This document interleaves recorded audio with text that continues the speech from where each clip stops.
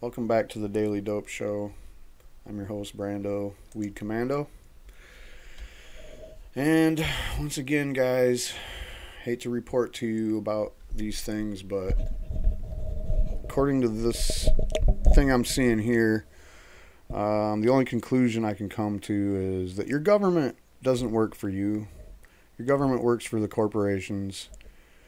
When it comes to this issue, your government works for prohibitionists, lobbyists that are trying to take marijuana, the industry over. We call it the corporate marijuana takeover around here.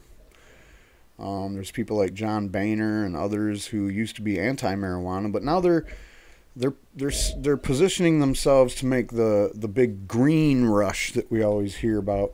They plan on making billions of dollars, you know, getting all their buddies rich off of this new hemp and marijuana industry that's coming out of the shadows. Well, it couldn't come out of the shadows fast enough, because if it did, then they wouldn't be able to position themselves properly. But the biggest deal is that this estimation of this industry being worth so much money. I've heard estimates like by 2022 it's going to be 20 billion, and they want to make sure that it stays that way. And how do you do that? Well, you make sure that there's always this boogeyman that they call the black market. The only way that that's still there is if the federal government kind of sits on this as long as they can. I'm sure when John Boehner and his people are in place, they'll greenlight some kind of a clean schedule for them. But while the people are asking for it, no, sorry guys, you don't get nothing. And so basically, yeah, this is this is a lame duck session, and the government doesn't work for the people. So during lame duck sessions, if you want to get something done for the people, it's not going to happen. You know, that the lame duck session is only designed for shady, you know, drive-by kind of getting things done in the dead of night when nobody else is looking and everybody else went home for Christmas vacation and stuff. And what lame duck really means is like the people that are still in office won't be in office in January, so they can basically do whatever they want. And then, you know, throw a wrench in stuff mostly is what that comes down to. But when you want to get something done for the people, you don't get it. So the headline here, this is Tom Angel at the Marijuana Moment, with the GOP lawmakers call for marijuana reform in a fiery Senate floor speech. With the headline, I mean, if you follow Tom Angel like I do, I basically followed these tweets today.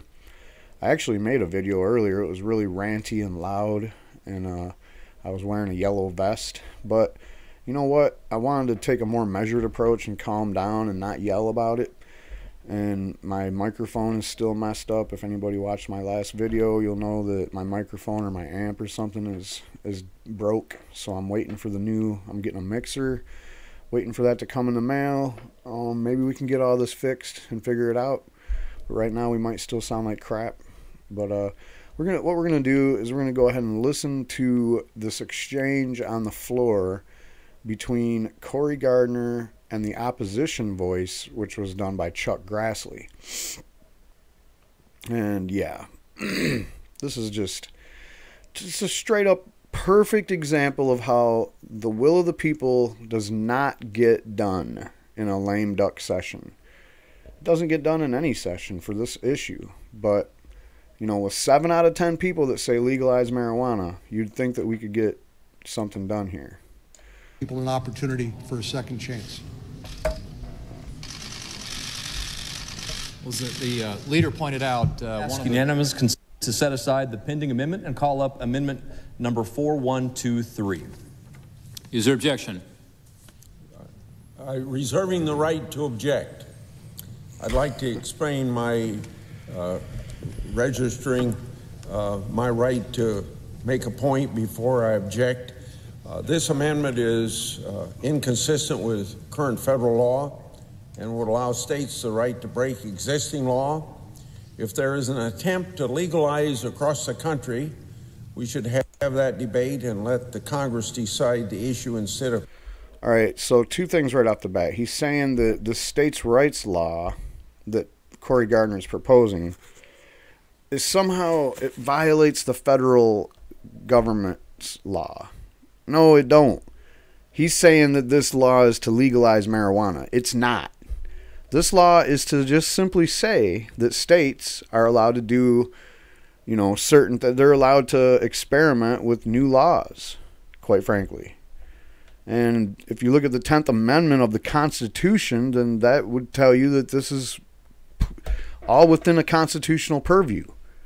So Chuck Grassley is just trying to make it sound like it's about something else. It's not about legalizing marijuana. And then he says, well, you know, if we want to legalize marijuana across the country, we should have that debate. What have you been doing, Chuck? Sleeping for the last 25, 30 years? We've been having the debate. And your side, the prohibitionists, mostly the Republicans, are losing the debate. Bad. You don't have any facts. You have propaganda. Propaganda's all bullshit. It's all based on junk science, and we've been busting it down. You know, there's none of it is good. So I'm trying to... creating a back door to legalization. Furthermore, the amendment would allow financial institutions to bank marijuana distributors. This is inappropriate to consider in the context of a criminal justice reform bill. Criminal justice is not a vehicle through which we create reform for banks to create more business. First of all, yes, it is. Criminal justice reform. Anytime you put the word reform at the end of something, that means you're looking at the system that you already have, which is clearly broken and it isn't working, and it's unfairly locking people up, especially black and brown people, for something that shouldn't even be a crime. So I don't really get your line of thinking there. You see, these old dinosaurs, these guys take so much money from corporate interests, they don't care about what the bill actually says. Somebody handed them a piece of paper and said, hey, dipshit, get up there and read this. And he don't care about anything else. So, and, you know, by the way, it is criminal justice reform. And to say that you're going to make it so that's, you know, going against some kind of a thing in the criminal, oh, we can't let banks do business with legal marijuana businesses. That's just absurd. That's a criminal justice situation that needs reformed, because you have a big situation on your hands. You have legal marijuana businesses in places in your country, you know, in 10 states now, and they're doing business. And there's billions of dollars floating around in cash. They just want to bring that into the light and be protected and be able to use banking. What's the big deal there? Oh, there's a stupid law that says that you can't do that. There's also a tax law that says you can't do taxes either. That's called a place where you need to reform the law. All right? That's what reform literally means, Chuck. I know you're not a dumbass. I know you got to at least know the definition of the word reform. the senator from Colorado is very much an advocate for the people in his state. I understand that. I respect his position. You don't respect his position. You don't.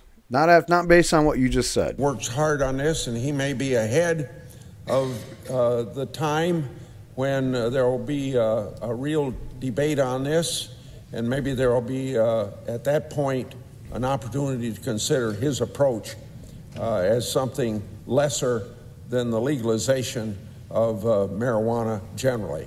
So because of those reasons, I will object to what's the senator from Colorado is trying. Well, that's the weakest set of reasons I've ever heard, and I've already broke them down. But all right, we're going to go ahead and listen to Gardner, who's also a Republican, and you know, to just fly in the face of everything Chuck Grassley just said about how Gardner is trying to backdoor legalizing marijuana or whatever, and he wants to help the people in his state. It's just all bullshit. Cory Gardner don't give a shit about marijuana. He don't care about it. He's for states' rights. He's sitting back in his state, looking at what his state is doing, and noticing that a huge part of a major thing that's going on in his state now, legalized marijuana, is illegal by federal standards. That's all it is. if he was against marijuana, he'd probably, he would still hold his position as a states' rights advocate, in my opinion. I mean, I don't know where he sits on marijuana. He says he didn't vote for it. That's enough for me. He's a Republican. So, in essence, he could be against marijuana, but he's for states' rights. So, Chuck Grassley just kind of like threw this whole thing into this whole idea that, it's about this issue. When clearly, you'd have to be, you're taking two different sides of the Federalist argument. That was Chuck Grassley's. Nope. States don't get to just do whatever they want. We should come and slap them down if they try it. And then the real constitutionally correct and the one that you should go with is that states can do what they want and regulate things. They can make new laws and then regulate them as they see fit. They're laboratories of democracy. Trying to accomplish. The objection is heard. Mr. President. Senator from Colorado. Thank you, Mr. President. I thank the senator from Iowa, Chairman Grassley. After much debate, disagreement, and compromise, the Senate this week is going to be taking up a bill that he's worked very hard to see through to this day, a criminal justice reform package. The package today that's on the floor that we're debating, talking about, amending, shows the American people that bipartisanship remains alive in the U.S. Senate. Leaders on both sides of the aisle, as well as the White House, should be commended for their admirable and persistent cooperation and determination on this legislation. I believe the package's goals are noble. It's right to help those who have paid their debt to re-enter society with the best possible chance to be productive contributors. It's right to take steps to ensure that sentences are fair and appropriately tailored to the defendant. And it's right to calibrate the way we treat those in custody based on the risk that they pose to society. But being from Colorado, it's hard to think about federal criminal justice reform without thinking about the biggest problem the federal criminal law creates for Colorado: the refusal to respect the will of Coloradans when it comes to their decision on marijuana. That's exactly what I am trying to do, is to create a debate so that we can address the conflict between state and federal law. Everyday Coloradans of good faith follow Colorado law to a T, yet they are still criminals in the eyes of the federal government. Cancer patients using medical marijuana to control their pain, and veterans who are using marijuana to alleviate post-traumatic stress. They suffer because they served their country. Federal law says they are criminals, even though they are perfectly legal within their right under state law. That's the attempt we are making today, is to fix the inconsistency between federal and state law, to begin the debate. Because the people don't think that they're criminals when they follow the law in Colorado. So we should change federal law. This disconnect doesn't just affect the industry's patrons or even its growers and retailers for that matter. It also makes criminals of those outside of the industry.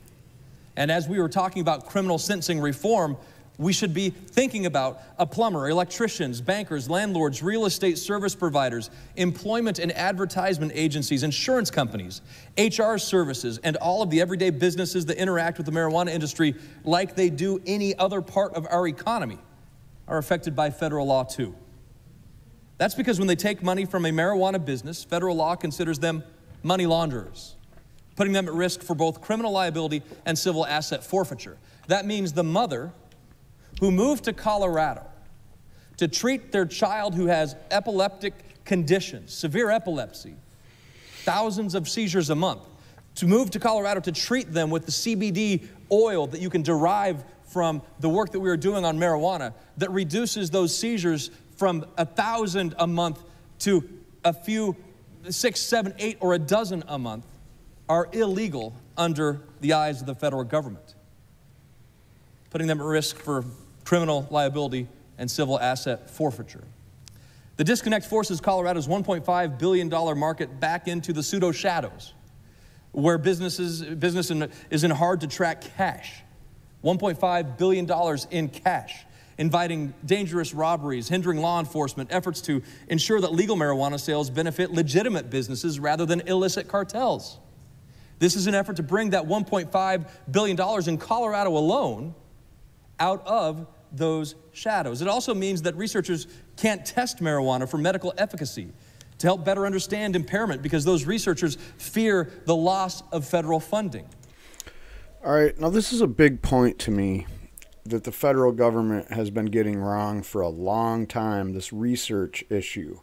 So what he's talking about is that you have to put in paperwork to the National Institute on Health and go through the National Institute on Drug Abuse to get marijuana to test, and you can't really just test it, like pull the bud out of the bag and roll it up and smoke it. So, like, the testing, because it's a Schedule I drug, is absurd. The restriction on research is one of the biggest issues facing this issue, you know. And it's not a big issue for people that like to sit around and smoke weed, because we know it's safe. We know that what it can do to you. We know there's no worries about doses and stuff like that. Like, it's not really a drug in the sense that pharmaceuticals are. It's more of a an herb and a natural substance that's pretty harmless. It's pretty much benign. So we know, but the government claims that it's got all these harmful things and dangers. And I've been asking for decades. I've been begging people to tell me, what are these harms? What are these dangers? And I get the same, wishy-washy bullshit answers, or half answers, or half truths, or things based on this government research, which has been whole cloth to try to prove marijuana is dangerous. And they failed at every turn. For the last few decades, since the 70s or before that even, the federal government, through NIDA and the National Institute on Health, has conducted research of their own on marijuana to see if it's dangerous or not. And we've found out through Freedom of Information Act requests that these tests were all bullshit. Every fucking one of them. I mean, we can go back to the early ones where they wanted to prove that marijuana kills brain cells, so they literally suffocated monkeys to try to prove this shit. I'm not like a member of PETA or whatever, but man, that's some cruel and unusual bullshit right there. So, it's just like the federal government, it's their responsibility to give us real sound research on the actual effects of marijuana, because they're the ones that just keep telling you about how dangerous it is, but yet we can't research it. They don't really have good research on it. If you look at the research they have done that people cite all the time, it's all garbage. If you look at what they were actually looking at, it's usually a data mining operation where they get a bunch of old data from things where people had to fill out questionnaires. And guess what? These people that fill out the questionnaires, usually it's because they got in trouble or went to see a psych doctor. It has nothing to do with just someone calling you up on the phone and, hey, we're doing a little research here and we want to find out about some things, so we're going to talk to you about marijuana use. And that's not it. That's not how it was done. And the funny thing is every time they go to try to find some negative thing or a harm or a dangerous thing about marijuana, and they either don't find it or find out the opposite, they bury that shit. They don't put big headlines out in the, Hopkins or, any of the other journals of medicine. It doesn't make a headline on CNN or USA Today or WebMD or whatever other corrupt shit out there that basically is the big pharma's voice. So it's their responsibility, man. And here we are. They kneecap themselves by Schedule I. It's just this is one of the biggest areas that bothers me. One of them, not the top, but it is a pretty big deal to me. Should be a bigger deal to them though, but they don't seem to care. All of this flies in the face of what the Colorado people have chosen to do for themselves. Indeed, it flies in the face of the 33 states that have now legalized some form of marijuana, including 10 that allow regulated adult use. And this year alone, just this year, Oklahoma, Missouri, Utah have passed laws establishing medical marijuana programs, and Michigan and Vermont have passed laws permitting regulated adult use. And Wisconsin voters in 16 counties overwhelmingly passed advisory referenda supporting legalization. Here's the chart. Look at this chart. Green on this chart represents the states that have legalized some form of marijuana. Whether it's recreational, whether it's medical, whether it's CBDs, some kind of a hemp product, cannabis. Look at the green on this map. Over 95% of the population in this country live in a state that have made legalization happen in some way, shape, or form. Almost every state. Let's go to the list of... And let me just, on that last point that he made, the only state where they legalized marijuana so far through legislative action, now I'm talking about legalizing marijuana, not just medical marijuana or some bullshit CBD program. The only one was Vermont, and that was a Republican governor that signed that into law or whatever. So, you know, credit where credit's due. Everywhere else, the people had to do it. You know, like all these people that keep yelling at me because I gave up on voting for Democrats and, oh, come on, man, go vote. And I'm like, no, the politicians do not do anything for you. They don't. I've been trying to vote for the right politician that I thought might do something for me my whole life. It isn't working. It didn't work. It still won't work. These Democrats will not just step forward and be like, well, it's time to legalize weed. We got the Congress, now we can start talking about that. I highly doubt it. All right, now the people that are still already doing this shit, that are still in Congress, are going to try to keep doing this shit. Will they have all the roadblocks that they had before with Pete Sessions? No, they won't. So this is their big test. I say right out of the gate in January when they swear in the new Congress, they should get right on it. They should get right to the debates. And there is no debate. What is there to debate? That's why they don't want to debate it, because the prohibitionists know that their talking points are garbage. Of the states. Almost every state. Here are the states allowing some form of marijuana: Alabama, Alaska, Arizona, Arkansas, California, Colorado, Connecticut, Delaware, Florida. Thank you, Corey. On and on. It's easier to say the 3 states that have not allowed it: Idaho, Nebraska, and South Dakota. The only 3 states that have not. Recent polling from Quinnipiac shows more than 60% of the American people support legalized marijuana and 93% support medical marijuana. 93% support medical marijuana. The American people have made up their minds. 93%, guys. 93%. That's the kind of thing where if you start... That's what the yellow vest thing is in France, all right?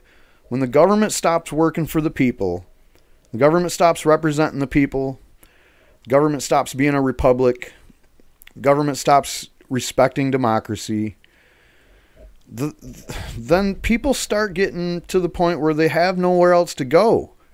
Like I said, I don't have nowhere else to go. I can't vote for Republicans because they're prohibitionists. I can't vote for Democrats because they're not doing anything to change anything. I have nowhere else to go. What am I going to do now? Put a yellow vest on and go stand in the middle of the street and tell them that I'm sick of this bullshit? I want the federal government off my back on this weed issue?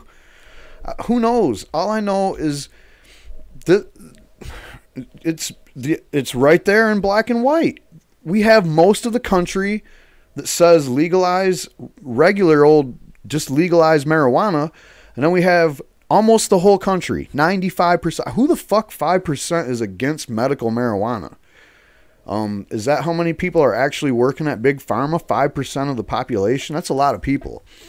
I mean, people that are against medical marijuana, you need to get your head examined. You need medical marijuana too, by the way, I'm guessing. But, that's the proof in the pudding right there, man. The government absolutely doesn't care about the people. They are not working for the people. This is just one issue that you can look at and be like, well, yeah, I mean, most people want this done and the government's not, they're actually against it. So what does that tell you? And when there's a corporate interest behind it, that's even worse, And with this issue, we all know there is multiple corporate interests behind the push to keep this substance illegal and the plant illegal to grow and the medicine highly hard to get to. We have this, the DEA says CBD is a Schedule 1 drug. What more do you need to know, man? We have a police organization set up to arrest you for using CBD as medicine. That's how much the government works for you. This is happening. Let's be clear. This isn't just happening in blue states like California or Massachusetts, or purple states like Colorado. It's happening in bold, deep red states like Utah, Oklahoma, and West Virginia. Come on, Alabama. And it's happening in swing states like Florida, Ohio, Pennsylvania, Michigan, and Missouri. The bedrock principle of our government expressed in the Declaration of Independence is that governments derive their just powers from the consent of the governed. As the federal government continues to ignore the will of the people lose respect for the law. The Congress must respond because one way or the other, the people of this country are having their say. That is why Senator Warren and I are offering the STATES Act as an amendment to this criminal justice package before the Senate. The act is a simple, straightforward plan. Within certain basic federal guardrails, conduct in compliance with state marijuana law will not violate the Controlled Substances Act. This legislation is the embodiment of federalism our founders envisioned. It allows each state to move, if at all, at their own pace. It lets states like Colorado be the laboratory of democracy that American people have come to expect. But most importantly, it lets Colorado be Colorado, South Carolina be South Carolina, and Florida be Florida, and they all will have federal prosecutors backing up whatever decision they make with respect to this decision. The people of Colorado have made their decision already. I did not vote for legalization in 2012. I did not support legalization, but I respect my state's decision. Its people know what is right for the Colorado. Its people know what is right for the state, for Colorado. That decision that Colorado makes may not be right for the people of South Carolina or Florida. But their decision should be respected and supported by the federal government, just like the decisions in every other state. I'm all for helping those that have paid their debt to society, but there are many for whom there should be no debt. That is why the STATES Act should be included in federal criminal justice reform. Let's close with this map. If I could see it one more time. Over 95% of the population of the United States lives in a state where they have legalized some form of marijuana. Every state in green is a state that has legalized some form of marijuana. By the year 2022, this industry will be over $20 billion, all of which can't be in the banking system because it's against federal law. All right, and one final thing on this banking thing. These banksters are they're really the last people that are willing to budge, it almost feels like, when it comes to wanting to do business with legal marijuana businesses. But yet, we know that they've gotten busted time and time again doing illegal money laundering on a massive scale for things like drug cartels, other money laundering people that are drug dealers or sell whatever other illegal shit, and terrorist organizations. I mean, I'm not making this up. If you think I'm some goofy conspiracy guy that just makes shit up off the top of his head, no, you can look it up. HSBC got caught, and I'm still mad about that one. They were directly money laundering for the Mexican drug cartels of Guzman and also for Al-Qaeda. So, you know, they're doing business with people like that. They look at legal marijuana in Colorado. That's competition to them. They look at, like, when whole countries try to legalize marijuana, like Canada or any other country that's done it. They're the ones that come in and try to make things hard for businesses that try to start, and banks that try to do business, smaller banks, local banks that try to do business with these marijuana entities. We've seen it happen in country after country. What happens when you force a $20 billion all-cash economy? I guess that's what we ought to be dealing with here today. This isn't just about banking. That's a side effect of the STATES Act. The STATES Act recognizes that federalist principle, that a state can decide this issue for itself. This bill, this amendment, at this time recognizes that you shouldn't go to federal prison for following state law. That, in its essence, is sentencing reform. If we had a chance to vote on this amendment today, the amendment would be germane. It would be a 50-vote threshold, simple majority, up or down. And I know that this bill, this amendment, has the support from this body on both sides of the aisle to fix this conflict and allow the states to make their own decisions without the heavy hand of Washington telling them what to do. I furthermore think that it would pass in the House, too. I mean, as much as I don't have confidence that the Democrats, will give it a full vote on their side of the aisle, I'm pretty sure there's enough people on the Republican side that would vote yes for it. So they're afraid. Like I said about debating, they're afraid to put bills like this up as this is legislation as standalone bills. They know they would pass. And they're, quicker than you can say whatever, the phone rings and the lobbyists are on the phone wondering what happened. Like that's the last thing they want to do is have a debate about any of this shit or put any of these bills up for a vote. Because guaranteed this states' rights bill would pass. Undoubtedly. Mr. President, I yield my time and will not give up this fight.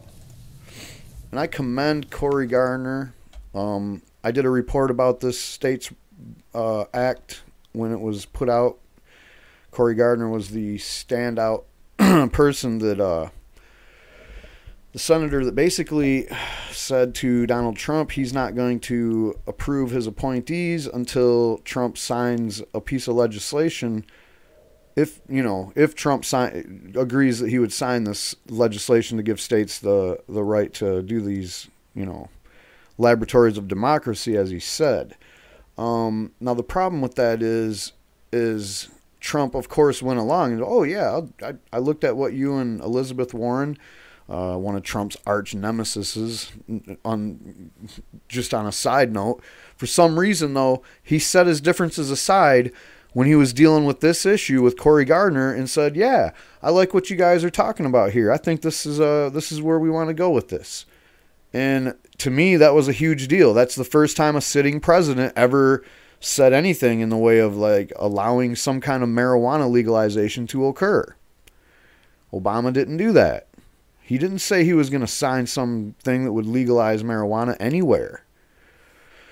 Also, I have to say on that situation that it was kind of a loaded gun, or it was a loaded dice or whatever. Like, Trump kind of knew that it's never going to make it to his desk. And when I say that, I mean, especially at the time when he was negotiating, he wanted his appointees appointed yesterday. And I mean, this thing drug on for weeks.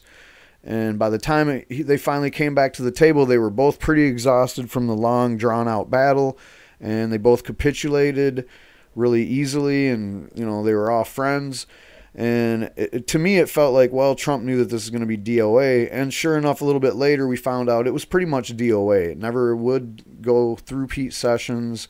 We also heard from McConnell and a couple other senators and even some people in the House that said they would never vote for it or they would never allow it to get voted by their caucuses or whatever. So we've heard it all. We knew that the States' Rights, or the States Act, I should say, has always been probably our best chance at getting the federal government off our backs for a minute before we can finally someday get to that clean to schedule. But in the meantime, I guess we're waiting on this to see what happens, because I feel like since this didn't happen here, then there is the momentum for a broader discussion as soon as the new Congress comes in. But your government doesn't work for you. That was the point of this video. Your government works for somebody that doesn't want marijuana legalized, whether it be, the petrochemical lobbyists, big pharma, paper industry, the oil barons. The list is pretty long on people that don't want marijuana legalized. The criminal justice system, the for-profit rehab system. The list is very long. And these people have your politician's ear. You don't. I don't care if you're a sick person. You don't have their ear. If you need medical marijuana and, Whatever the case may be, they don't care. They don't care. All right. Cory Gardner cares, but he's just one person. And then, you know, there's a lot of people that do care and that have a lot of passion for this issue that are in the government right now. But the sad news is it's not a partisan issue, that's actually good news. It's not a partisan issue. It's just the right issue. The problem is there's not enough people who aren't compromised by these corporate interests. And if it isn't those, if that ain't the problem, then we do have this issue of the corporate takeover, which again is just your government not working for you. In the corporate takeover, they're working for the opposite of you. They're working for somebody that wants to make it so it's illegal for you to grow and you can only buy weed from them. And nobody wants to do that, all right? That's all I got on this. I'll catch you on the next one. And if you don't know what this channel is all about, this is the first time you've seen my video, hit that subscribe button.